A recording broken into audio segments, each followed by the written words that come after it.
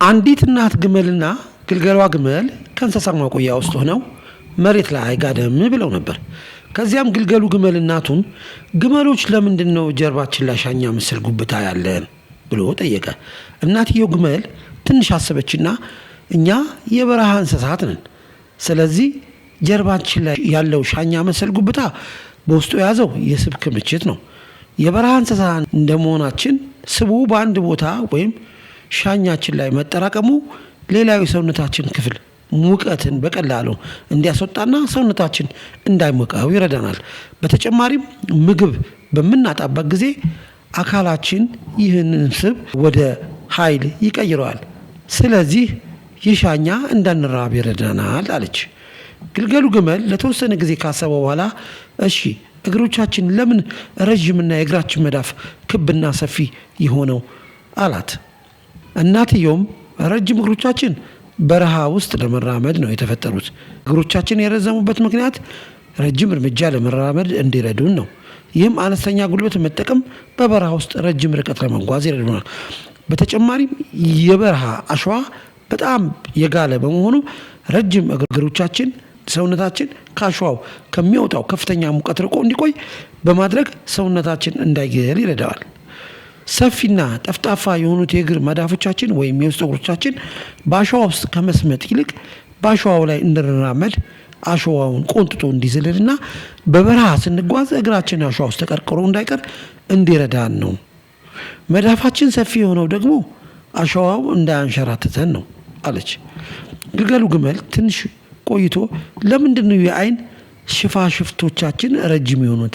አንዳንድ ጊዜ ይረብሹኛል ሲል ጠየቀ። እናትየውም የበረሃ ንፋስ አሸዋና አቧራን በከፍተኛ ፍጥነት ይነፋል። እኛ ግመሎች ሁለት ረድፍ ያላቸው ረጅምና ወፍራም የአይን ሽፋሽፍቶች አሉ። እነዚህ ረጃጅምና ወፍራም የአይን ሽፋሽፍቶቻችን አሸዋ ወደ አይናችን ውስጥ እንዳይገባ እንደ መጋረጃ ይከላከሉናል። በአይናችን ዙሪያ ያለው ወፍራም ጸጉር ቅንድብና ሽፋሽፍት እንደ ቆብ ጥላ ሆኖ ያገለግለናል። ይህም አይናችንን ከጠንካራ የፀሐይ ብርሃን በመጋረድ የተሻለ እይታ እንዲኖራቸው አይናችን በፀሐይ እንዳይጎዳ ይረዳናል አለች። ግልገሉ ደጋግሞ አሰበ። ከዚያም ገባኝ፣ ስለዚህ ጉብታው ወይም ሻኛ መሰሉ ነገር በበረሃ ውስጥ ስንሆን ስብ ለማከማቸት የሚጠቅመን ነው። እግሮቻችን በበረሃ ውስጥ እንደ ልብ እንድንራመድ የሚጠቅሙ ናቸው። እነዚህ የአይን ሽፋሽፍቶች ደግሞ አይኖቻችን ከበረሃ ንፋስ የፀሐይ ብርሃን ይከላከላሉ። ታዲያ ለምንድን ነው እኛ የእንስሳት ማቆያ ውስጥ ያለ ነው? እኛ የተፈጠርነው ለበረሃ ነው። ታዲያ ለምንድን ነው ያልተፈጠርንበትን ህይወት እየኖርን ያለ ነው? እኔ የምደሰተው የተፈጠርኩለትን ህይወት ስኖር ነው። አሁን ተነስተን እንሂድ አለ ህፃኑ ግመል። ከዛም እናት መልስ አጣች። የምሳሌ ችሎታዎችና ተሰጥኦዎች በትክክለኛው ጊዜ በትክክለኛው ቦታ ላይ ከሆኑ ብቻ ጠቃሚ መሆናቸውንና አለበለዚያ ግን እንደሚባከኑና ደስተኛ ህይወት እንዳይኖረን እንደሚያደርጉን የሚያሳይ ነው። ሰው ተሰጥኦውን አውቆ ለተፈጠረለት ነገር ሲኖር ነው ውጤታማና ደስተኛ የሚሆነው። ታዲያ ስንቶቻችንን ያልተፈጠርንለትን ህይወት እየኖርን የማንወደውን ስራ እየሰራን ያለ ነው? ስንቶቻችንን ተሰጥኦአችንን ባለማወቃችን የተገኘውን ስራ እየሰራን ደስታ አጥተን የምንኖረው? ጥያቄው የተፈጠርንበትን ዓላማ ወይም ተሰጥኦአችንን እንዴት እንወቅ የሚለው ነው። ዛሬ እጅግ ጠቃሚ የሆኑ ተሰጥኦትን ሊያገኙበት የሚችሉበትን 10 ጠቋሚ መንገዶች እነሆ እንደሚከተለው ይቀርባሉ። ከዚህ ውስጥ ቢያንስ አንዱ የእርሶን ተሰጥኦ የሚያገኙበት እንደሚሆን አልጠራጠርም። ተግብሩት። መጨረሻ ላይም ጠቃሚ ጥቅሶች አሉና እስከ መጨረሻ መከታተላችሁን እና ሰብስክራይብ ማድረጋችሁን እንዳትረሱ። አሁን በቀጥታ ወደ ነጥቦቹ እንሂድ። ተሰጥኦህን እንድታውቅ ከሚረዱት ጠቋሚ መንገዶች አንደኛው የመሞላት ስሜት የሚሰጡንና ጉልበት እንዲሰማ የሚያደርጉን ነገሮች ልብ በል። ተሰጥኦን ማግኘት ቀላል አይደለም። ምንም ፈታኝ ቢሆንም እንኳ እውነተኛ ኃይል የሚሰጥ ነገር ነው። ተሰጥኦህን ስታውቅና በተሰጥኦ ስትሰራ ጊዜ በፍጥነት ይበራል እና የፍሰትና የደስታ ስሜት ይሰማሃል። የትኞቹ እንቅስቃሴዎች ድካም ከመፍጠር ይልቅ ጉልበትና እርካታ ይሰጡሃል? አስቸጋሪ ቢሆንም እንኳን በጋለ ስሜት የምትፈጽማቸው ተግባራት የትኞቹ ናቸው? ጊዜን እንድትረሳ የሚያደርገው የትኞቹ እንቅስቃሴዎች ናቸው? የትኞቹ ውይይቶች እንደሚያስደስቱ ወይም የትኞቹ ችግሮች መፍታት እንዳለብህ እንደሚሰማ የሚያደርግ ልብ በል። የትኞቹ እንቅስቃሴዎች የሚያበረታቱ እንደሆኑ አስተውል። ከድካሙ ይልቅ የሚያንቀሳቅስህ እና ህያው የሚያደርግን ድርጊቶችና እንቅስቃሴዎች ላይ ትኩረት ስጥ። ስለ ሀሳቦችህ ጥልቅ ውይይት ካደረግክ በኋላ፣ በእጆችህ አንድ ነገር ከፈጠርክ በኋላ፣ በተፈጥሮ ውስጥ ጊዜ ካሳለፍክ በኋላ ወይም ውስብስብ እንቆቅልሽ ከፈታ በኋላ የበለጠ ጉልበት ይሰማሃል። ያንተ የኃይል ምልክት ስለ ፍላጎቶችህ ብዙ ሊያሳይ ይችላል። በተቃራኒው ጉልበትን የሚያጠፋውና የሚሰለችን ነገር ወይም ድርጊት ምን እንደሆነ ልብ በል። ይህ ከፍላጎት ጋር ያልተጣጣሙ እንቅስቃሴዎችን ሊያመለክትህ ይችላል። ከድካምህ ይልቅ ኃይልና ህይወት እንዲሰማ የሚያደርጉ ነገሮች ብዙውን ጊዜ ከእውነተኛ ጥሪ ጋር የተጣጣሙ ናቸው። እነዚህ ብዙውን ጊዜ ከጥልቅ እሴቶች ጋር የሚጣጣሙና የዓላማ ስሜት የሚሰጡ ተግባር ናቸው። ስለዚህ እነዚህ በጣም የመሞላት ስሜት የሚሰጡና ጉልበት እንዲሰማ የሚያደርጉ ነገሮች እና ትልቅ ደስታ እንዲሁም እርካታ እንዲሰማ የሚያደርጉ ጊዜያት ምናልባት ተሰጥኦን ሊጠቁሙ ስለሚችሉ ትኩረት ስጣቸው። ተሰጥኦን ልታውቅ ከሚረዱ ጠቋሚ መንገዶች ሁለተኛው የልጅነት ፍላጎታችሁን አስታውሱ።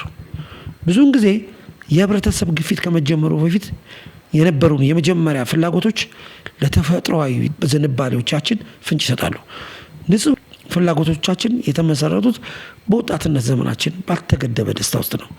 በልጅነታችን የተፈጥሮ ፍላጎታችንን በይበልጥ እንከተል ነበር። ልጅ እያለህ ምን ማድረግ ትወድ ነበር? ምን አይነት መናባዊ ዓለማት ፈጥረሃል? የትኞቹ ርዕሰ ጉዳዮች ይማርኩ ነበር? ብዙውን ጊዜ ምን አይነት ጨዋታዎችን ትጫወት ነበር? በትምህርት ቤት የትኞቹ የትምህርት አይነቶች ያስንቁህ ነበር? ምን የመሆን ህልም ነበረ? አንዳንድ ፍላጎቶች ሊለወጡ ቢችሉም ዋናዎቹ ዝንባሌዎች ብዙውን ጊዜ ይቀራሉ። ከነዚህ ቀደምት ደስታዎች ጋር እንደገና መገናኘት አንዳንድ ጊዜ የተደበቀ ፍላጎትን ወይም በአዋቂነት ኃላፊነቶች ስር የተቀበሩ መሰረታዊ ፍላጎትን ሊያመለክቱ ይችላሉ። በዚህ አጋጣሚ ወላጆች ልጆቻችሁ የሚያደርጓቸው ነገሮች ተከታትላችሁ ማስታወሻ ደብተር በመጻፍ እንድትይዙ እመክራለሁ።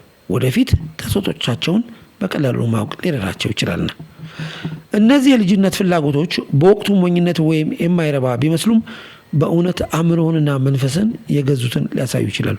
ለምሳሌ ለሰዓታት ውስብስብ ምሽጎችን በመገንባት ያሳልፍ ከሆነ ምናልባት ለዲዛይን፣ ለችግር አፈታት ወይም ፈጠራዎችን የመፍጠር ተሰጥኦ ሊኖር ይችላል። ታሪኮችን መናገር ትወድ ከነበረ ለመግባባት፣ ለመጻፍ ወይም ለመተወን ተሰጥኦ ሊኖር ይችላል። አስቡ፣ እነዚህ ቀደም ዝንባሌዎች ስለ ተፈጥሯዊ ፍላጎቶቻችሁ ጥልቅ ፍንጮችን ሊሰጡ ይችላሉና የልጅነት ፍላጎታችሁን አስታውሱ።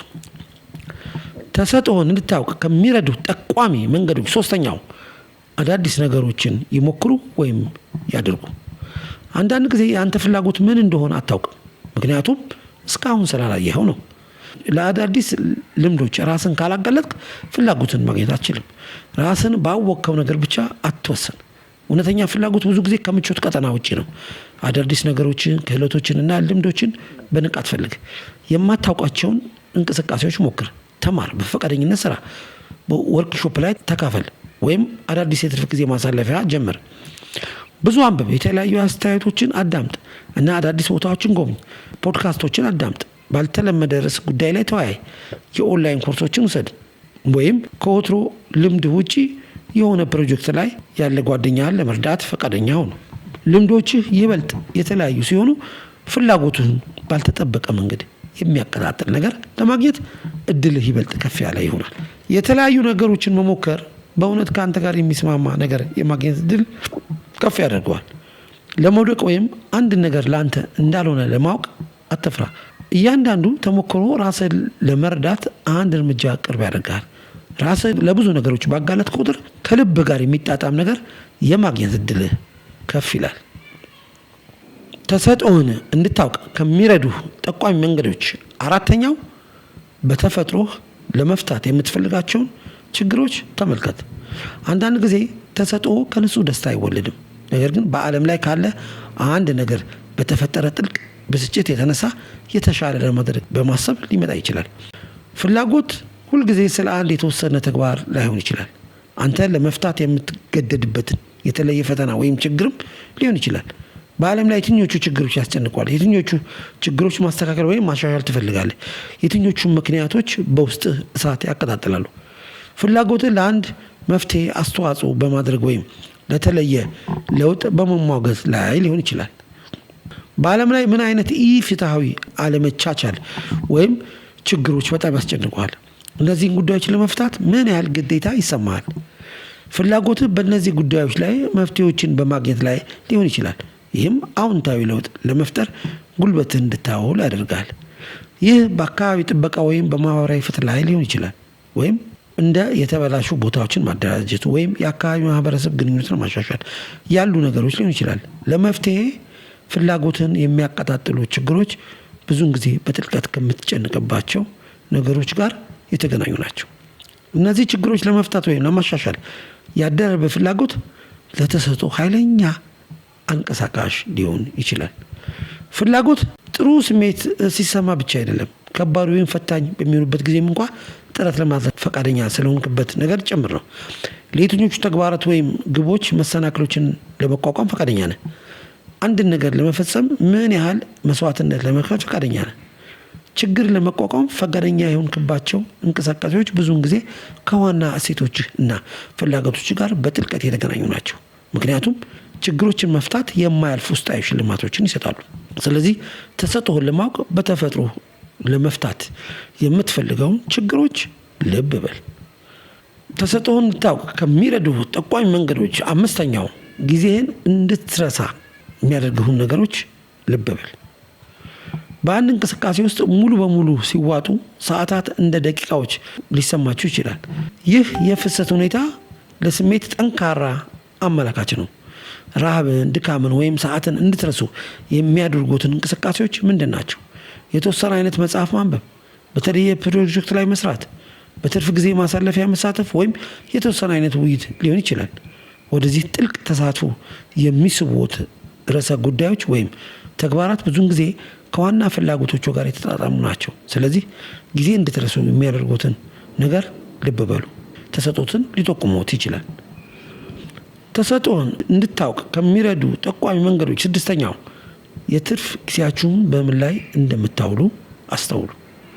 ጊዜ ሲኖራችሁ በተፈጥሮ ወደ ምን ትሄዳላችሁ? የትኞቹን ድረገጾች ትጎበኛላችሁ?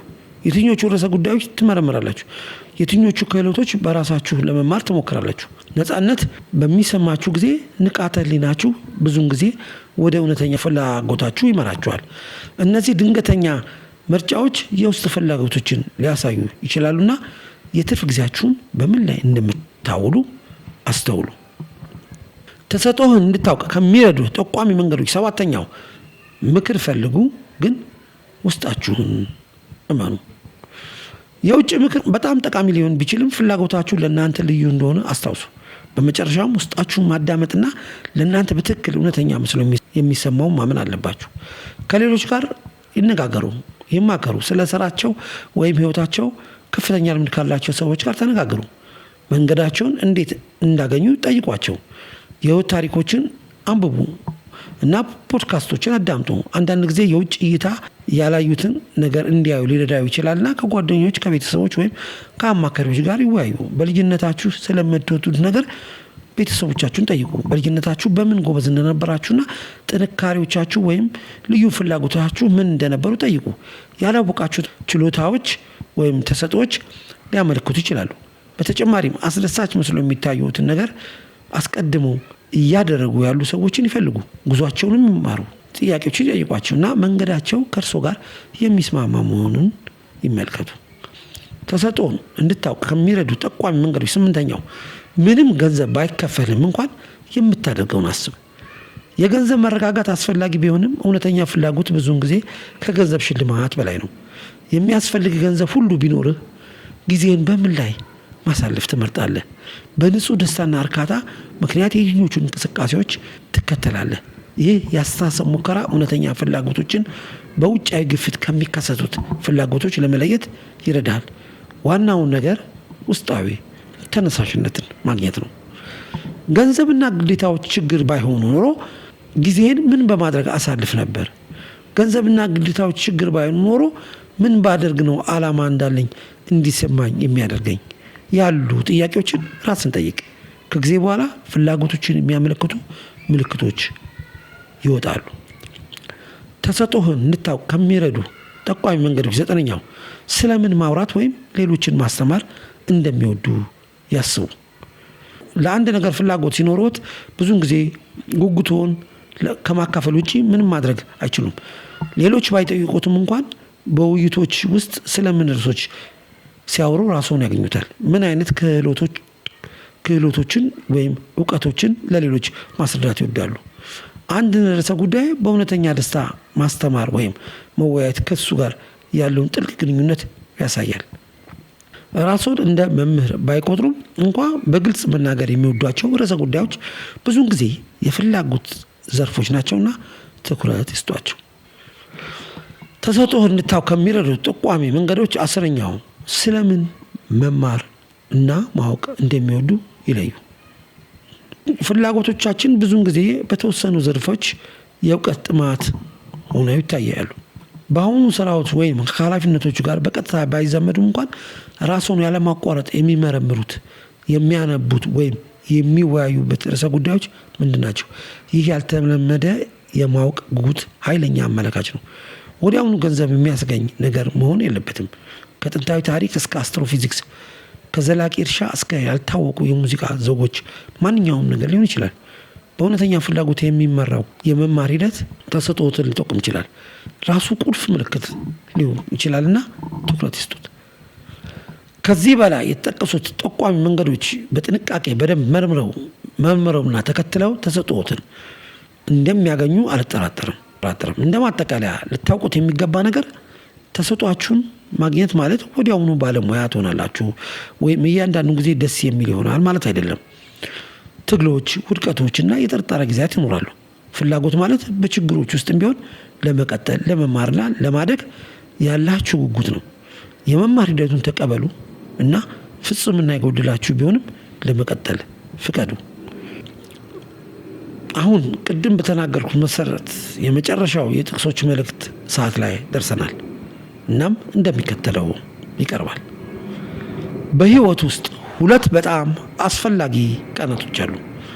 አንደኛው የተወለድክበት ቀን ሲሆን፣ ሁለተኛው ደግሞ ለምን እንደተወለድክ ያወቅበት ቀን ነው።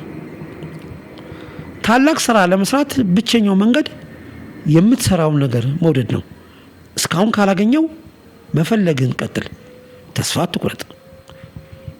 ለማንወደው ነገር ጠንክሮ መስራት ውጥረት ይባላል።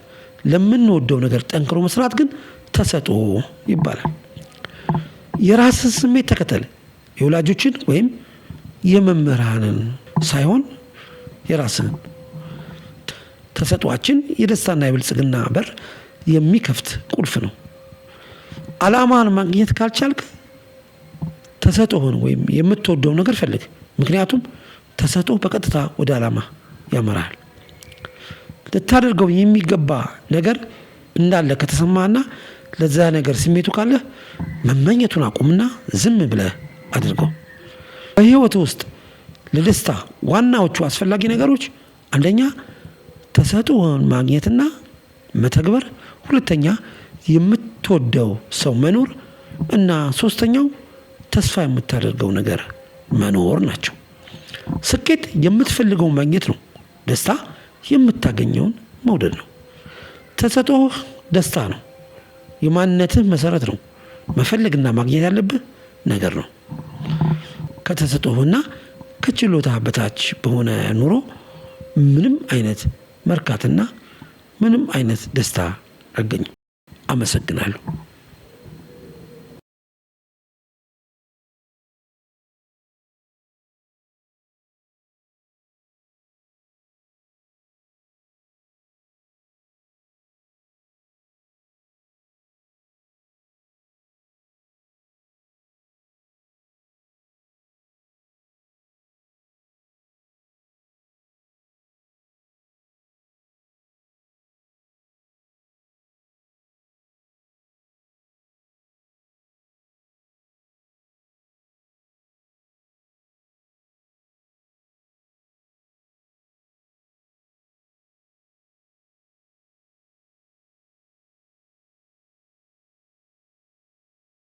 አመሰግናለሁ።